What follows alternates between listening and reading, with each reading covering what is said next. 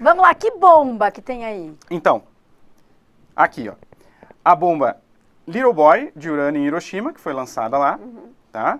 E a bomba Fat Boy. O interessante olha os nomes, né? Um nome meio infantilizado, né? Garotinho e gordinho. Né?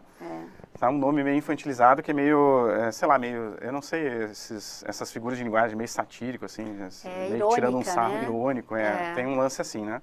Tipo uma criancinha, né? Uma bombinha que acabou de nascer, olha só o nenezinho que a gente fez aqui pra vocês, né? É muito Então, perverso. É perverso.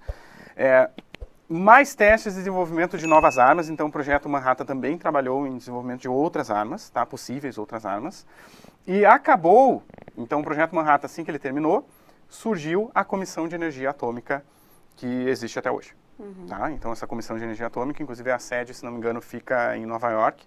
E isso a gente tem até hoje, tá? A Comissão de Energia Atômica. Certo? Então esse foi o projeto Manhattan. Para a gente entender esses processos de reações nucleares, tá? Nós temos dois processos que são capazes de produzir energia, de liberar energia no ambiente, e também são processos que podem liberar energia no ambiente tão rapidamente que pode causar uma explosão catastrófica, né? Uma explosão, o que a gente chama então de uma bomba nuclear, né? De destruição em massa, tá? A fissão nuclear, que é o principal processo que foi desenvolvido então no projeto Manhattan, é a desintegração de um núcleo grande em outros menores. Então a gente vai ter um núcleo atômico, então a gente está falando do núcleo atômico, não é assim, eu tenho o núcleo atômico, tenho os elétrons em volta, a gente forma o átomo, que são os átomos que estão na tabela periódica com as suas propriedades. Aí os átomos se unem, ali eles se juntam, ficam acoplados, formando os materiais, né, as substâncias. E as substâncias se juntam para formar os materiais, formar o nosso corpo. Então é nesse nível que a gente está falando do núcleo dos átomos. Então, a desintegração de um núcleo grande em outros menores significa pegar um núcleo atômico, que tem ali vários prótons e vários nêutrons ali dentro, e de alguma forma fazer com que eles desfaçam ligações nucleares. Então eles precisam se separar uns dos outros. E essa separação vai dar um equivalente de diferença de massa, que é a energia que vai ser liberada. Então essa energia que mantém os núcleons, né, que são os elementos do núcleo ligados uns aos outros, se a gente separa eles, a gente libera toda essa energia no ambiente, e essa energia se entende no ambiente como um aquecimento do ambiente. Tá? Então vai acontecer grande liberação de energia, e nesse caso, os núcleos filhos, vamos dizer assim, né, os núcleos que resultam da separação, a gente tem um núcleo atômico grande.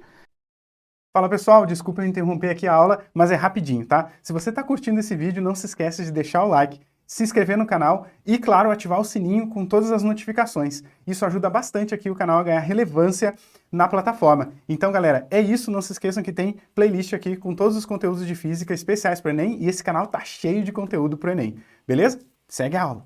Com vários prótons e vários nêutrons, eles se dividem em outros dois núcleos atômicos menores. Então, eles formam dois elementos químicos diferentes. E esses elementos químicos diferentes, eles acabam depois fazendo decaimentos radioativos, e então eles são capazes de contaminar a região. Tá? Esse é o resíduo que ficou da bomba lá em Hiroshima e Nagasaki. Então, o que se faz na reação de fissão é adicionar um nêutron. Então, cuidado, né? Aparece isso muitas vezes em livros, que é um nêutron bater ali e dividir. Não é um tiro que destrói a coisa. Não, o núcleo atômico, quando ele tem muitos prótons e muitos nêutrons, ele já meio não está feliz, assim. Ele já não está feliz. Ele já está com uma instabilidade ali. E aí, o que se descobriu foi que com o urânio 235 e com o plutônio 239, se a gente adicionar um urânio, aí a merda tá feita. Aí a galera não fica feliz de jeito nenhum e vai se separar em dois grupos. Então o que acontece ali o que a gente precisa para a reação de fissão é que os núcleos atômicos de urânio 235 ou de plutônio 239 absorvam um nêutron. Quando ele absorve um nêutron, o urânio 235 vira urânio 236, porque ele vai aumentar um núcleo, né, uma partícula no núcleo. O plutônio 239 fica plutônio 240. E tanto o urânio 236 quanto o plutônio 240, ele é altamente instável, ele vai desfazer e vai separar em dois grupos. Tá? E essa reação é que foi descoberta na época, então, não por Einstein, né? Mas quando a gente pega todas as partículas que foram separadas dessa reação nuclear e bota na balança, elas têm massa separadas, elas têm massa menor do que a massa desses dois de antes. E essa pequena diferença de massa, que a gente chama de decremento de massa, é uma pequena diferença de massa, é o que é convertido em energia. E aí a gente volta para a equação de Einstein. Uma pequeníssima quantidade de massa ali, que diferença de massa, numa reação química nuclear, multiplicada por 90 quatrilhões é a energia liberada por um átomo que fissiona. E essa energia é 10 milhões de vezes maior do que a queima, né, ou a reação química lá da combustão. Tá? No Brasil nós temos usinas nucleares, tá? Essa daqui é a cúpula do reator de Angra 1 e aqui é a cúpula do reator de Angra 2, de Angra dos Reis. Tá? Essa foto eu tirei semana passada, quando eu passei por ali, na estrada. Você passou por ali, tirou a sua foto? E tirei a foto. Ai, tá? legal. Então tá ali a cúpula, né? São prédios enormes. Então o que acontece ali dentro daquela cúpula redondinha ali, tá? São essas reações de fissão, só que de maneira controlada. Tá? E essa reação de maneira controlada, ela mantém o material aquecido ali. Então ele pode atingir ali alguns milhares de graus Celsius, né? E mantém o ambiente aquecido. E a gente utiliza esse ambiente aquecido para vaporizar a água, e o vapor de água vai movimentar turbinas e movimentar um gerador, e gera energia elétrica. É isso. Só que essa cúpula arredondada assim, como aquele material ali dentro, a gente tem vapor em altíssima pressão. Então é como se fosse esse prédio uma panela de pressão gigantesca. Nossa. Então o risco de uma usina nuclear explodir é devido à pressão de vapor. Sim. Como se fosse uma panela de pressão sem a válvula. Né? Que daí se ela não liberar um pouquinho de vapor ali, ela explode mesmo, e aí a gente vai ficar catando feijão. Mas né? ela tem essa válvula, como se fosse uma panela de pressão. Sim, na verdade aqui ela tem várias válvulas, vários sistemas de controle, sistemas de segurança, né? Inclusive redundantes, são mais de 2 sistemas de segurança, porque se falha um tem outro, se falha outro tem outro, e aí a chance de falhar 4 sistemas de segurança para dar um problema é praticamente nula, né? E é por isso que o Brasil já tem essas usinas aí há décadas e a gente nunca teve nenhum tipo de problema, né? E o que a gente faz com a energia produzida aí, você sabe? A energia elétrica, aqui é basicamente Angra 1 e Angra 2, com 2 reatores, tá? Que a gente tem funcionando hoje. Atende praticamente todo o estado do Rio de Janeiro, toda a energia elétrica do estado do Rio de Janeiro, com 2 usininhas ali numa regiãozinha ali de Angra dos Reis, e mais um pedaço do estado de São Paulo. 3% da energia, de toda a malha energética do Brasil, são só com essas 2 usinas. Por que a gente não desenvolve mais usinas? Ah, pois então, né? Pois então. A gente está em desenvolvimento de uma terceira usina, que é a Angra 3. Eu passei ali, estão tocando as obras. Ela já parou, já deu problema, volta. E geralmente assim é para ficar pronto em 15 anos e ficar pronto em 30, né? E aí é Brasil, então ninguém consegue fazer nada se não tiver a oportunidade de roubar, então é brabo, só dá problema. Mas enfim, vai sair essa Angra 3, tá? Mas vai demorar ainda. Pelo menos uma década, provavelmente. Porque construir uma usina nuclear tem um arranjo tecnológico ali muito complexo. Então, fazer a construção não é construir uma casinha. É uma coisa muito complexa, muito rígida, muito rigorosa e padrão de qualidade altíssimo. Então, é caríssimo construir uma usina. Tá? Mas se essa usina ficar pronta em 10, 15 anos, ela ainda vale a pena a longo prazo. Porque depois a manutenção dela é muito barata.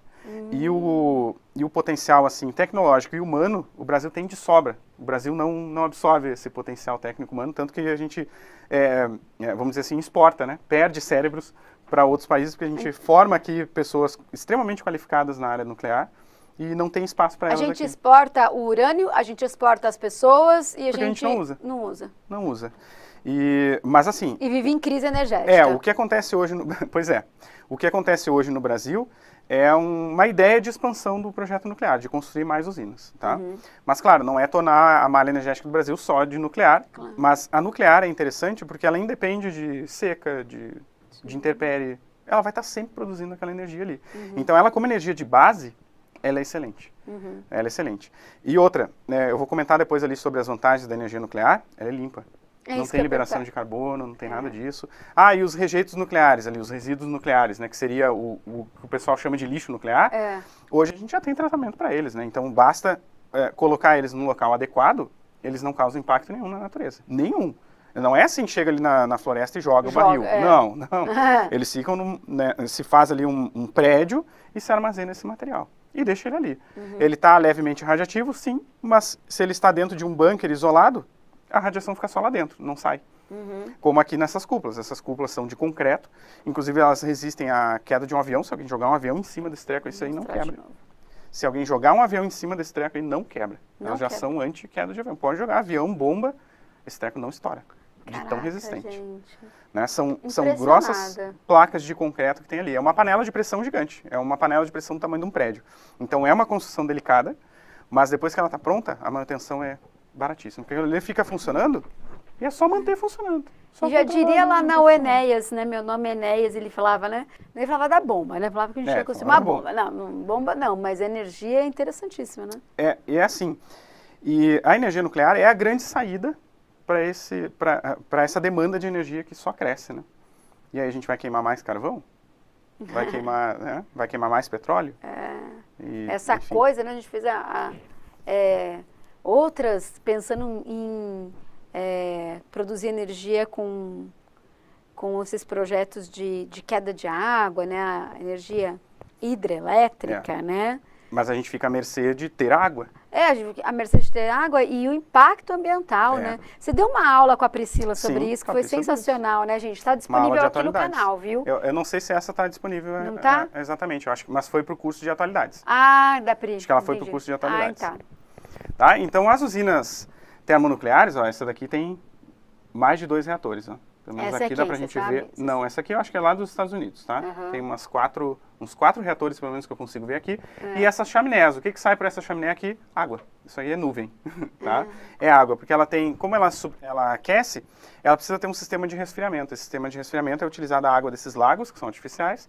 No caso aqui no Brasil é utilizado um pouquinho da água do mar, tá? Então eles fazem um reduto ali e pegam água do mar.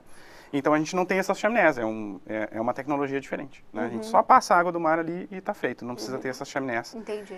como tem aqui, né? Que são famosas, né? Essa aqui aparece lá na série Dark e tal, né? Então essas chaminés são muito famosas, tá? Que é um processo que foi utilizado bastante nos Estados Unidos. Olha só, esse daqui é uma rocha rica em minério de urânio.